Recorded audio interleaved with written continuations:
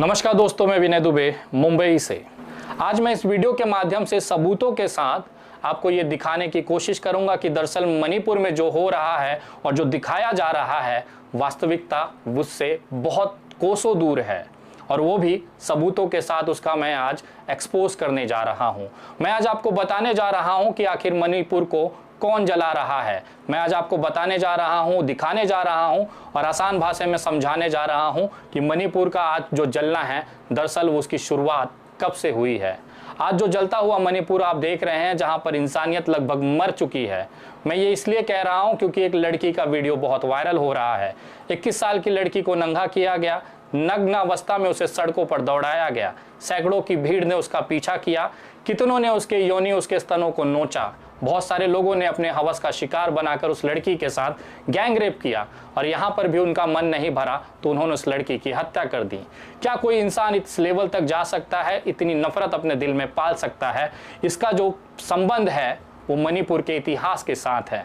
अगर आप इसके इतिहास को नहीं जानेंगे तो मणिपुर का जलता हुआ वर्तमान आपको तनिक भी समझ में नहीं आएगा। दरअसल नए भारत का ये जो जलता हुआ मणिपुर है उसका संबंध है इतिहास के पन्नों में। जी हाँ, 1947 ये सन तो आपको याद ही होगा, जब भारत आज़ाद हो रहा था और अंग्रेज भारत छोड़कर वापस जा रहे थे। अंग्रेजों ने 200 सालों तक भारत पर राज किया। उनकी सबसे बड़ी जो नीति थी वो थी फूट डालो और राज करो। लेकिन जाते जाते भी अंग्रेजों ने इसी ब्रह्मास्त्र का इस्तेमाल किया, जिसकी वजह से आज मणिपुर की ये हालत है। दरअसल आपको समझना होगा कि जब 1947 में अंग्रेज भारत छोड़कर जा रहे थे तो उस समय राजा महाराजाओं का दौर था। अंग्रेजों को जब वो अपने राज्य सौंप दे रहे थे तो उनके सामने बहुत सारे विकल्प रखे गए। मणिपुर में ऐसी व्यवस्था नहीं थी। अंग्रेजों ने वहाँ के स्थानिक महाराजा बोधचंद्र सिंह के कंधों पर मणिपुर की जिम्मेदारी दी और उसके साथ वो खेल गए वही ब्रह्मास्त्र, जिसकी वजह से आज मणिपुर जल रहा है। अंग्रेजों ने जाते समय बोधचंद्र सिंह को ये कहा और उनको विकल्प दिया कि अगर आप चाहें तो आपके पास 3 विकल्प हैं, उसमें से कोई भी आप चुन सकते हैं। पहला विकल्प था कि वो मणिपुर का विलय भारत के साथ करके भारत का हिस्सा हो जाएं। दूसरा विकल्प था कि वो अपना विलय पाकिस्तान के साथ करके पाकिस्तान देश के साथ चले जाएं। तीसरा विकल्प था कि वो किसी भी देश के साथ न जाकर एक स्वतंत्र मणिपुर देश का स्थापना करें और अपने आप को स्वतंत्र रखें। बोधचंद्र सिंह को ये बातें समझ में आई।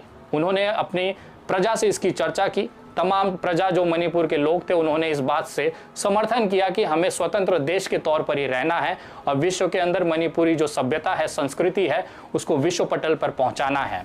बोधचंद्र सिंह ने 1948 में एक इलेक्शन या कि चुनाव का एक तरह से उनका सुझाव लेने के लिए एक चुनाव आयोजित किया, जिसमें वयस्क जितने भी मणिपुर के लोग थे उन्होंने अपनी बात वहां पर चुनाव के माध्यम से रखी। तमाम लोग चाहते थे कि मणिपुर स्वतंत्र ही रहे, लेकिन रिपब्लिक ऑफ इंडिया यानी आज का जो भारत है, उस समय के नेता चाहते थे कि मणिपुर का जो विलय है वो भारत में कर दिया जाए, जिसके लिए वो लगातार मणिपुर के राजा बोधचंद्र सिंह पर दबाव बनाए हुए थे। आखिर बोधचंद्र सिंह इनके दबाव के सामने घुटने टेक देते हैं और 1949 में एक विलय संधि पर हस्ताक्षर किए जाते हैं। बोधचंद्र सिंह भारत में अपने राज्य मणिपुर का विलय कर देते हैं, जिसको लेकर एक खासी नाराजगी वहाँ के स्थानिक लोगों में थी। यहीं से ये विद्रोह शुरू होता है। कुकी समाज का एक आदिवासी समाज है जो अल्पसंख्यक है। वो ज़्यादातर पहाड़ों में और जंगलों में रहता है। उन्हें ये लगने लग गया था कि भारत में विलय के बाद बहुत सारे जाति, बहुत सारे लोग हमारे जंगलों में आएंगे और हमारी जो नैसर्गिक संपदा है उसको नोचेंगे, उसे लूटेंगे और अपने फायदे के लिए हमारे जंगलों को समाप्त कर देंगे। इसी विचारधारा के बाद कुकी समाज में कुछ विद्रोहियों का जन्म हुआ। एक उग्रवादी समूह का उदय उस समय होना शुरू हुआ। 1949 से लेकर 1972 तक वो अपने अस्तित्व के लिए लड़ते रहे। वो अपने जंगल, जमीन और सभ्यता को बचाने के लिए बंदूक उठा लेते हैं। उसके बाद एक संघर्ष शुरू होता है। इसी दौरान मणिपुर को भारत सरकार ने राज्य का दर्जा नहीं दिया था। जब ये घटनाएं बढ़ रही थी, उग्रवादी घटनाएं बढ़ रही थी, कुकी समुदाय का सरकार के साथ झड़प, तैयारी चल रही थी, बंदूकें चल रही थी, तो सरकार को लगा कि शायद अगर मणिपुर को राज्य का दर्जा दे दिया जाए तो ये झड़प और ये जो हिंसा है वो खत्म हो जाएगी। लेकिन भारत सरकार गलतफहमी में थी। ये संघर्ष चलते चलते 1972 हो जाते हैं। वर्ष 1972 में भारत सरकार मणिपुर को पूर्ण राज्य का दर्जा दे देती है। वहाँ पे विधानसभा की स्थापना की जाती है है और संवैधानिक तरीके से सरकार बनाने की प्रक्रिया शुरू हो जाती है। लेकिन कुकी समुदाय को कुछ और ही पसंद था। वो नहीं चाहता था कि वो भारत के साथ जाकर वहाँ पर शांति स्थापित करें, क्योंकि उन्हें यह डर था कि उनके जंगलों में ये जो बाहर के लोग हैं या फिर जो अन्य जाति के लोग हैं वो घुसेंगे और हमारी संपदाओं को नुकसान पहुँचाएंगे। भारत सरकार भी ये समझ चुकी थी कि ये मामला ऐसे सॉल्व नहीं होने वाला है। 1980 का दौर आया। भारत सरकार ने मणिपुर को अशांत क्षेत्र घोषित कर दी।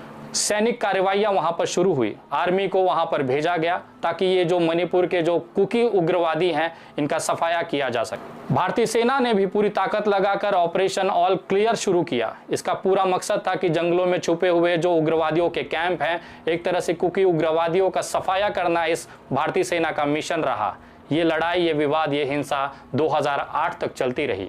उसके बाद दौर आया युद्ध विराम का। भारत सरकार, केंद्र सरकार, राज्य सरकार, भारतीय सेना और कुकी उग्रवादियों के समूह ने आपस में बैठकर यह तय किया कि आज के बाद से कोई भी हिंसा नहीं होगी। उग्रवादियों के दमन करने के लिए केंद्र सरकार ने आसफा नाम के एक कानून का इस्तेमाल वहां पे किया। इसका अगर सरल भाषा में मतलब देखा जाए या हिंदी में मैं आपको उसका बात बताऊं तो उसे कहा जाता है सशस्त्र बल विशेष अधिकार अधिनियम। जी हाँ, ये सैन्य कानून का वो नियम था कि सेना के किसी भी अधिकारी को, किसी भी सैनिक को मणिपुर के किसी भी हिस्से में जाने का था, अधिकार था। बिना कारण बताए किसी को गिरफ्तार करने का अधिकार था, किसी को भी कार्रवाई करने का अधिकार था।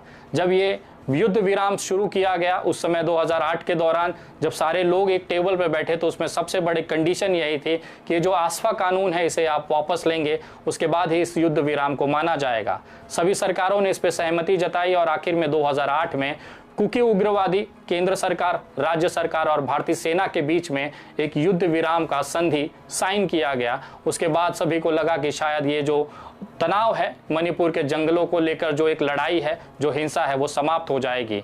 इस संधि पर साइन होने के बाद भी कुकी समाज के बहुत सारे लोगों को ये डर था कि शायद सरकार हमारे साथ धोखा कर सकती है और ये जो उग्रवाद था, ये जो हिंसा थी वो लगातार बढ़ती ही जा रही थी, क्योंकि कुकी उग्रवादियों का एक समूह ऐसा भी था जो इस संधि का पालन नहीं करना चाहता था। उन्हें यह पसंद नहीं था।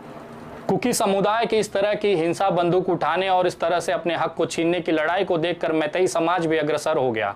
उन्हें यह महसूस होने लगा कि अगर हम भी इसी रास्ते पर चलते हैं तो हम भी अपने अधिकारियों को छीन के ले सकते हैं। शायद यही कारण था कि मैतेई समाज जो है अपने आप को अनुसूचित जनजाति यानी कि एसटी का दर्जा प्राप्त करने के लिए आंदोलन करने की शुरुआत करता है। ये दौर था 2010 से। दरअसल मैतेई समाज भी चाहता था कि हम शहरों में बहुत ज़्यादा संख्या में हैं, बहुसंख्यक हैं इस देश राज्य के अंदर, हमें भी जंगलों के अंदर जाना है, वहाँ ज़मीनें खरीदनी हैं, व्यवसाय करना है। लेकिन इसका विरोध कुकी समाज के लोग लगातार कर रहे थे। ये जो आपसी तनाव था, ज़मीनों की जो लड़ाई थी, आपसी जो समुदायों की लड़ाई थी, ये बढ़ता चला गया और 2023 तक इसने अपने चरम स्थिति पर पहुँच गया। आज हालात ये हैं कि जो कुकी समाज हैं वो इस समय पीड़ित की तरफ पे हैं और जो मैतेई समाज है वो अपने संख्या के आधार पर इनके ऊपर हावी हैं। दरअसल ये हावी होने का एक कारण ये भी है कि जो कुकी समाज है वो जंगलों के अंदर फैला हुआ है, वो एक जगह बहुसंख्यक संख्या में नहीं है। लेकिन मैतेई समाज के साथ ये फायदा है कि उनकी जो जनसंख्या है एक छोटे से जगह पर बहुत ज़्यादा है कुकी समुदाय के कंपेयर में। यही कारण है कि इस तरह की कुकी समुदाय के ऊपर जो हिंसा हो रही है मैतेई समाजात खुले तौर पर ये करे जा रहा है। लेकिन अब मैं उस पहलू पे लेके जाना चाह रहा हूँ कि आखिर ये हिंसा को क्यों नहीं रोका जा रहा और इस हिंसा के पीछे सबसे बड़ा कारण क्या है। इसके लिए आपको मणिपुर के विधानसभा को समझना होगा। 60 विधायकों वाली ये जो मणिपुर की विधानसभा है, इसके अंदर सबसे ज़्यादा जो विधायक हैं वो भारतीय जनता पार्टी के हैं। अगर इस भारतीय जनता पार्टी की गूगल पर जाकर आप लिंक विधायकों की लिस्ट उठाएंगे तो आपको समझ में आ जाएगा कि आखिर ये हिंसा क्यों नहीं रुक रही है। जी हाँ, सबसे बड़ा कारण ये है कि जो मैतेई समाज के जो सबसे ज़्यादा विधायक हैं वो चुनकर इस समय विधानसभा में हैं और ख़ास तौर पर बीजेपी के अंदर हैं। 19 जून को जब अमित शाह ने मणिपुर के विधायकों की एक बैठक की थी तो उसमें 30 से ज़्यादा विधायक मणिपुर की तरफ से वहां पर डेलीगेशन के तौर पर बैठे थे, जिसमें अधिकतर जो विधायक हैं वो मैतेई समाज के थे। मैतेई समाज की लड़ाई को विधानसभा के अंदर ये मैतेई विधायक जो हैं ये सपोर्ट कर रहे हैं। शायद यही कारण है कि जो 21 साल की लड़की का बलात्कार और गैंगरेप किया गया उसमें उनके परिजनों का आरोप था कि पुलिस ने खुद इन लड़कियों को उन उग्रवादियों के समर्थन किया जो कि मैतेई समुदाय से थे। यही कारण है कि विधानसभा में बहुत संख्या होने के बाद, मतलब एक तरह से बहुमत होने के बाद, मैतेई समाज के लोग पूरी तरह से सरकार पर हावी हैं। चाहे विधिमंडल हो, चाहे प्रशासन हो, अधिकतर जो उसमें अधिकारी हैं, अधिकतर जो विधायक हैं वो मैतेई समाज से हैं। शायद ये सबसे बड़ा कारण है कि अपने ही समाज को फायदा दिलाने के लिए उस तरह के हिंसा का वो मुक्त तौर पर समर्थन कर रहे हैं। अपने आप को अनुसूचित जनजाति में शामिल कराने के लिए मैतेई समाज 3 मई को एक रैली निकालता है। इसके विरोध में कुकी समाज के लोग भी एक विद्रोह करते हैं। इन दोनों समुदाय के बीच में टकराव का असर यह होता है कि प्रदेश में हिंसा फैल जाती है। इसी हिंसा से आपस में लड़ाई झगड़े और हत्याओं से बचने के एक 56 साल का पिता अपने 19 साल के बेटे और 21 साल की बेटी के साथ में अन्य 2 महिलाओं के साथ जंगल की तरफ भागते हैं।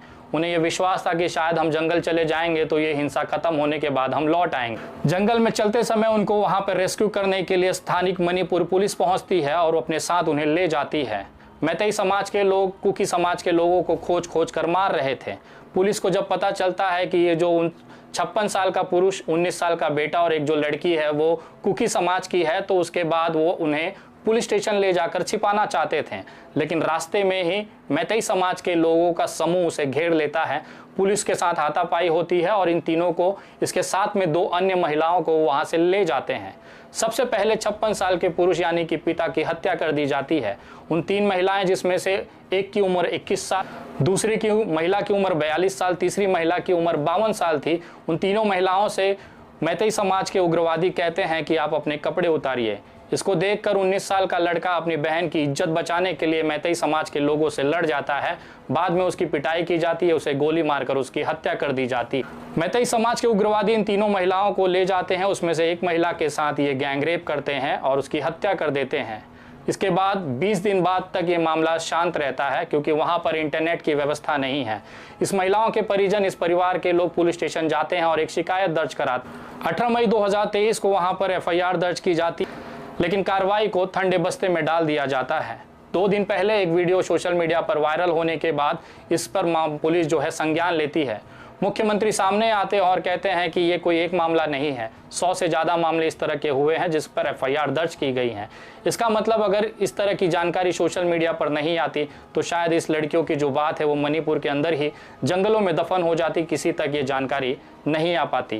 ताज़ा मामले में जो सड़कों पर निर्वस्त्र कर एक लड़की को वीडियो वायरल किया गया, उसमें एक आरोप 32 वर्षीय एक युवक की प्रमुख जो गिरफ्तारी हुई है, जिसका नाम है हुईराम हीरोदास मैतेई। ये मैतेई समुदाय से बिलोंग करता है। आपने वीडियो में देखा होगा, हरी शर्ट पहना हुआ जिसने निर्वस्त्र लड़की को पकड़ा था, ये उसका आरोपी बनाकर उसे गिरफ्तार किया गया। इसके अलावा एक और लड़के यानी कि आरोपी की गिरफ्तारी हुई है, वो भी मैतेई समाज से ही है। इसके अलावा आज सुबह खबर आई है कि ये जो आरोपी पकड़ा गया है, इसके घर को भी एक भीड़ ने गुस्से में जला दिया गया है, जिसकी वजह से वहां पर तनाव बढ़ा हुआ है।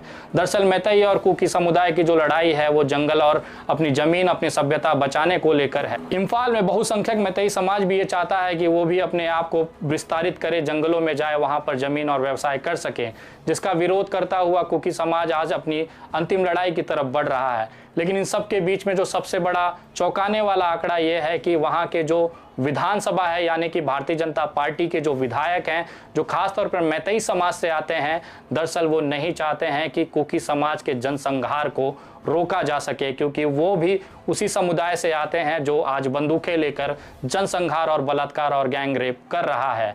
शायद इन्हीं विधायकों का एक दबाव है केंद्र सरकार पर, जिसकी वजह से माननीय नरेंद्र मोदी जी पिछले 80 दिनों से अपने मुंह में दही जमा कर बचाए हुए थे, रोके हुए थे।